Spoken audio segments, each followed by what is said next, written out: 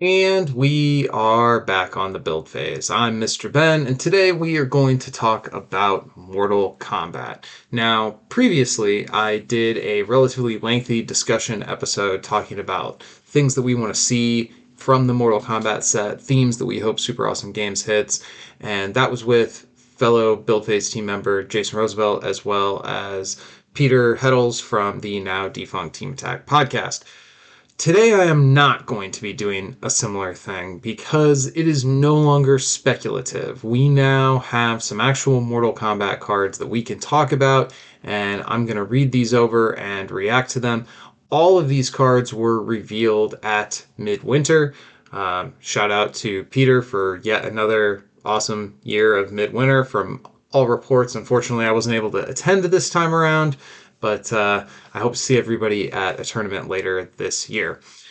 Before we jump into talking about the Mortal Kombat cards, I do want to say thank you to all of my patrons and specifically shout out everyone at the Pro Mat Eclipse level and above: Roland, Peter, Patrick, Justin, Jason, and Brad. Without support, we couldn't keep the lights on around here, so if you like what we're doing here, patreon.com/thebuildphase. Okay, let's get into this. From what we know about Mortal Kombat, this set is supposed to be released in February, according to Miniature Market. Who knows if that's going to be an accurate release date or not, given what has been happening with releases over the last couple years. I'll believe it when I see it, so to speak.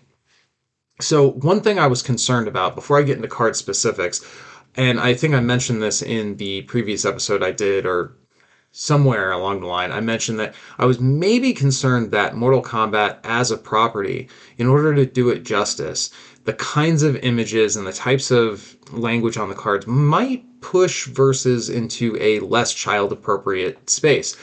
I've been playing this game with my kids ever since it came out. There were a couple cards in like the Alien set that I didn't feel were, age appropriate when they came out. And of course, every parent needs to make these decisions for themselves. I'm not saying my choices are correct for anybody else's family, just to be clear. All of that said, I really like playing this game with my kids. And I am not playing Mortal Kombat 11 with my kids. Oh my goodness. Did this game series just become completely insane since it's moved out of the arcades? All of that said, based on the few cards we have, now this is only 3 cards that we're going to talk about today, but based on those cards, I think they have both done Mortal Kombat justice, and it feels like Mortal Kombat, and I like what we're looking at, and there's nothing in any of these cards that is so graphic or that hits that gross out factor that I would feel bad letting my kids look at this. So let's jump right into some cards. So first of all, let's talk about Scorpion. Now, Scorpion was on the box that was revealed at Gen Con, and as far as characters go, he's got to be the most... I feel pretty comfortable saying Scorpion is the most recognizable, the most iconic. I think people who don't even play video games know, get over here! And they probably recognize Sub-Zero as well, and kind of know what... These are characters that have transcended the fighting game community, transcended the Mortal Kombat community, and are kind of just recognized within pop culture, assuming someone's of a certain age. So the thing you have to have on a Scorpion card, of course, is some kind of get over here power, and this card doesn't disappoint. Now, this is a level 2 character. We have no idea what the level up condition is to get to this level 2, so it's going to be a little hard to do in-depth analysis of this, but we're going to make do here. I will say, well, the photograph of this card that's on the Versus Collective, you can't see it all that clearly. The team symbol for the Mortal Kombat cards, I actually really like. You can see it much more clearly on one of the other cards that I'm going to reference that was posted on Discord. And I think the colors, the way it fits on the card, not every team symbol looks good. I'm looking at you, Masters of Evil, and this one I think is a home run. It's perfect. It's the right icon, and it has the right color temperature to it. It doesn't look washed. It looks very, very good, at least on these giant size cards. And I have every reason to believe it's going to look good on the regular cards as well. So, this is a level 2 character, and his power is, of course, get over here. Main phase, pay a red, move an enemy back row character to its front row. Amplify, and for people who aren't familiar with Amplify, this is an old school keyword. I don't think we've seen Amplify since the Predator set. If I recall, I believe there were amplified characters in Aliens, in Monsters Unleashed, and in Predator. And then I don't think there have been any since. I might be forgetting something, at least in terms of the cards that I have spent enough time with to remember. I don't think there's been another amplify effect since, but there have been a lot of cards. So feel free to prove me wrong. Shout me out and tell me how dumb I am that I don't remember this card that's more recent than Predator. So seeing this keyword come back, what amplify means, if you're newer to the game and have not spent a lot of time with these older sets, is that you pay the superpower symbol from hand. So there's two ways you can pay typically for superpowers. You can either turn an appropriately colored location face down, or in the case of a wild, a location that can produce the appropriate color face down in your resource row, or, and you do this much less often, you can throw a card from hand into the discard pile to pay for the effect. Now, most of the time, with most superpowers, over 90% of the superpowers in the game, it is irrelevant which way you pay for it. And going down hand, cards in hand, so essentially sacrificing hand advantage, is typically worse than turning a card face down. That face down card in your row still counts as a resource. It's still producing value for you in kind of a different, more limited way throughout the rest of the game. So you don't see people wanting to throw cards from hand to pay for superpowers very often, which is why the amplify keyword is something I actually really like, because it incentivizes you to hold these locations back in your hand, which can put pressure on you as far as making decisions about what you put into your row. Now, I haven't read what this does, so let's get to what you get if you amplify it. That character is immobile on its next turn. So immobile, and this is defined on the card, that means it can't move during its formation step. So you get to throw your spear into the back row, drag a character to the front row to be attacked, and if you sacrifice a little bit of hand advantage in order to pull that off, that character also can't be moved out of the front row on the next turn, which means you could potentially set your opponent up for a 2-turn kill. You have no way to hide this main character unless you've got combat tricks. I'm coming for you this time and I'm coming for you next time. That is very good. Is the immobile worth discarding from your hand? Well, probably not like every time, but there are certainly going to be games where you use this and you essentially get 2 uses of this power for 1 resource. So if we look at every other instance of this type of power throughout the history of the game, stuff like the base set Spider-Man, more recently Spider Carnage, I know there's a couple other ones where you can pay a red and pull a character to the front row. You get that for 1 turn. So you pull that guy that they're trying to hide up to the front and you get 1 free swing on them. What Scorpion does is essentially, it's functionally the same as paying for that effect, flipping the resource face up, and then paying for it again. So again, is it going to be worth it to pay the red from hand rather than putting it into the row? This is probably something you're going to do, I suspect, more towards the end of the game, more when you're looking to finish somebody off. Absolutely. This amplify effect is going to win the game some of the time. Is it worth it every time? Well, no, of course not. There's going to be times where discarding from hand means you don't have something to row next turn. You put yourself in an awkward position where you have to row a more important card. So you do have to be a little bit smart about it. But essentially, you could look at that amplify text and you could read it as, do this power again for free next turn.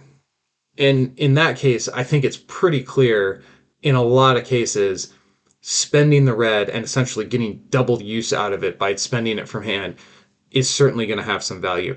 It also potentially puts a surprise factor on your opponent. Now, if your opponent sees you're playing Scorpion, they have to assume you're running reds, but you don't always hit your locations. So being able to throw something from hand does have a little bit of added value in that it can surprise the opponent. So that is worth mentioning as well. As far as the stat block on this guy, he's a 7/6/6. That defense is a little weak for a level 2. 7 attack is fine. 6 health, I like to see. All that seems fine. How good this guy is really going to depend super, super heavily on how hard his level up condition is.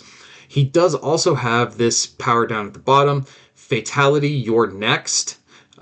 When an enemy supporting character gets KO'd by finish him, you may wound an enemy supporting character. I'm going to pause on the Scorpion analysis for a moment, and we're going to move over to this plot twist card, Finish Him. Now, the artwork on this card depicts Sub-Zero with an ice axe about to chop the head off a Baraka who's frozen in a block of ice. This really captures a lot of what Mortal Kombat is about. Just brutal, brutal violence. But there's no actual gore on the card. I think this is a card my kid could play with and I wouldn't have to worry. So I like, so far at least, and this is of course early days, but I like that so far what we're seeing are cards that do capture the essence of Mortal Kombat, but don't necessarily go after like the super gross out aspect of Mortal Kombat, which threads the needle. Now, I'm sure there's some people who are big Mortal Kombat fans that will say if it doesn't have the gross out, like spines coming out of bodies and everybody knows what Mortal Kombat's known for. I don't need to go into great detail. And saying if it doesn't have that level of violence and brutality, it's therefore not really Mortal Kombat. I can kind of see that argument. I can see that criticism. At the same time, I want this game to reach as many people as possible, and incorporating Mortal Kombat elements while maybe toning down some of the edges of it so that it can hit a wider audience, I think is totally acceptable. It, like, rather than the degree of insanity of MK11, if this is like the degree of insanity of MK1, I think that's probably okay. I think that's probably the best of all worlds. Makes old uptight dads like me happy, but also captures the essence of the property. But so what does Finish Him do? First of all, I want to point out that this has two team affiliations. It has both the Mortal Kombat MK symbol, and then it has the Dragon team affiliation that both Sub-Zero and Raiden, who we haven't talked about yet, have. So my guess is there's going to be some unaffiliated Mortal Kombat characters. They want them to be able to use Finish the Him, even though they don't have the I don't know what the dragon's called, but the Mortal Kombat logo, the dragon that everybody, if you know anything about Mortal Kombat, you know what I'm talking about. So this is a main phase plot twist, and it allows you to KO a wounded enemy supporting character. We have seen cards like this before, and they have not seen a ton of play. The difference with this one is we go back to Sub-Zero, or back to Scorpion. When you play that plot twist and KO one enemy supporting character, you also get to add a wound to another enemy supporting character.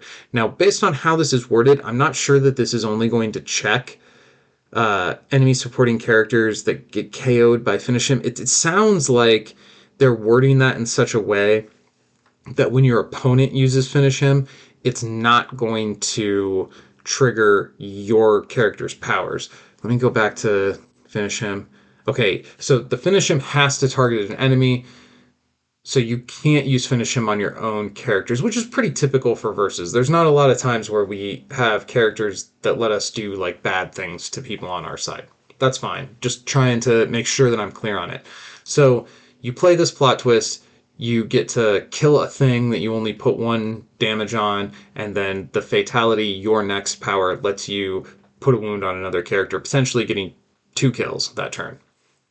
So how is this better than and Stay Down? I think the proof of Finish Him is going to come down to, are we limited to 4 of these in the deck? And how good are they, the fatality combo powers? So I'm going to go out on a limb here and guess that all the main characters are going to have fatality cards that start with this same sentence. When an enemy supporting character gets KO'd by Finish Him, then different effects. I don't think they're all going to have your next, but I suspect they're all going to say fatality hyphen some kind of flavor text, and then when you use Finish Him successfully, do a thing. The quality of those things is really what's going to determine whether or not you can put Finish Him in your deck, because in a vacuum, a team stamped version. Let me read and Stay Down here real quick. I should have pulled this up before.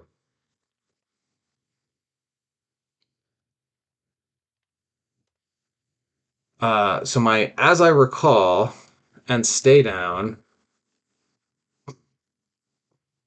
is generic. Yeah, so it's unaffiliated, so you can use this in any deck. Basically unrestricted. Wound an enemy face down supporting character. So Finish Him does allow you to target a face up supporting character. It has to have a wound already. And Stay Down doesn't check wounds, but by saying face down, how do you get somebody face down? Probably you got them face down by stunning them, and then end stay down lets you add another wound to them. This lets you straight up KO the character. So in the example I used before with Thing, who has 3 hit points, you put 1 wound on him, then you use finish him, and you eliminate that. And stay down would only let you add an additional wound. So finish him is better than the generic version of the plot twist in a couple of meaningful ways, I think. It is, however, worse in that it is team stamped, so you're either going to have to play my guess is, a Mortal Kombat character that's unaffiliated or a Mortal Kombat character that has the affiliate. So far, the only affiliation we know of out of this box. So, man, it's hard to evaluate this plot twist. On its own, I'm not sure this plot twist does enough. It kind of gives a character lethal, so you attack, and with lethal, you attack, and when you stun him, the character just dies. This lets you put a wound on a character and then play this to make a character die. Would you play a card that was team stamped that said give a character lethal this turn? Probably not. Like, that probably doesn't feel strong enough on its own. But if you had a card that said give a character lethal this turn and they get to stun another character on that side, that feels a lot stronger. So again, I'm routing back to kind of my original feeling that the fatality keyword, and my guess for how this works is fatality means you use finish him to KO an enemy supporting character, and then you get a thing. And that's going to be true across different characters. Maybe this is only on main characters, I'm not sure. But depending upon how much value we get out of the fatality mechanic, I think that is going to dictate whether or not finish him is playable/good. Back to Scorpion. I really like this guy. I like what this level 2 does. The question's going to be, do you ever get to see it? How does he level up? And I don't know the answers to that. But once you get here, I think this is cool. I think this is what we want out of a Scorpion. I'm really happy about it. The last card I'm going to talk about today is Raiden. This is an 8 cost supporting character with flight. He is a 1310, which is a pretty chonky stat line. Admittedly, he is an 8 drop, so he should have a chonky stat line. And he has 2 health. He also has air superiority, so characters with flight cannot strike Raiden. And that means can't strike. They can still attack him, but they can't. So, like, if you had a character that let you stun a character you're in combat with, you could still get that trigger. You just can't punch Raiden. He also has Thunder God. It's any combat, and that is combat spelled with a K, which is exactly the kind of loving, thematic flavor injection that I have come to just adore from Super Awesome Games over all these years. Sometimes these guys flavor the cards to a fault, spelling combat with a K for it, and admittedly, I'm sure there's a persnickety rules person who's technically that's a new keyword. Technically, that's not an any combat spelled with a C ability the same way. So this is a new type of super. But like, come on, guys, we know what this means. So okay. I'm assuming combat means combat, whether it's spelled with a C or a K, and we're going to say that's flavor and move on because I think it's great. Okay, so any combat, pay yellow, wound an enemy character in the combat without flight. This is wild. Now, as an 8 drop, how often is this guy going to see play? Do you have yellows left over that you didn't chew through earlier in the game? Those are an 8 drop. In order for an 8 drop to be good, it has to have so much immediate impact on the game, because at that point things are generally kind of hanging in the last turn or last couple turns of balance. 8 drops need to be super impactful, and with the Omegas running around, that's kind of like where the bar has been set. Does this guy hang with that? Well, depending upon what you want to do, this guy can get over into the enemy back row. Other characters with flight, he can crash into him and get him out of the way, and they can't do anything with him. If they do send somebody at him, because this is any combat, so you could attack into a character that doesn't have flight and proactively kill it, or you could force your opponent to attack into you and hope that you can't activate this power, and then you can kill it when they attack in. Now, of course, anytime there's a yellow power, we have to go Jessica Jones, and there's other things that can kind of prevent you from getting yellow powers off. Yellow is a color that has a little more counterplay than some of the other colors. But overall, this is a playable 8-drop. It's sure, I think he's fine.